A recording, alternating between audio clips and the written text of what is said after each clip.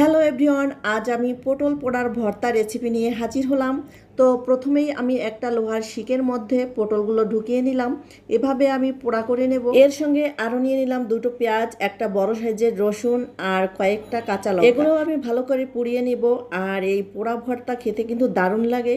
যারা একবার বেগুন পোড়া ভর্তা খেয়েছেন তারাও এটা একবার খেয়ে দেখবেন, দেখবেন খুব ভালো লাগে। মাছ মাংসকে বলবেন দূরে থাক। তো আমি পটল পোড়াগুলো একটু ঠান্ডা করে নিয়েছি। এবার আমি এটাকে ভালো করে ছিলে যতটা সম্ভব আমি এগুলো পরিষ্কার করে নিয়েছি। এখন এটাকে পাটায় পিষে নেব। চাইলে আপনারা ব্লেন্ডারে ব্লেন্ড করতে পারেন, কিন্তু পাটায় বাটা ভর্তা এটার স্বাদ তো মুখে লেগে থাকার মতো। আমি যতটা সম্ভব মিহি করে বেটে নিয়েছি। আর এখানে নিয়েছি কুচানো পেঁয়াজ, একটু হলুদ গুঁড়ো, একটু লবণ দিয়ে ওটাকে থেতো করে নিয়েছি। এখন আমি একটু বেশি পরিমাণ সরিষার তেল দিয়ে এটাকে মেখে নিলাম।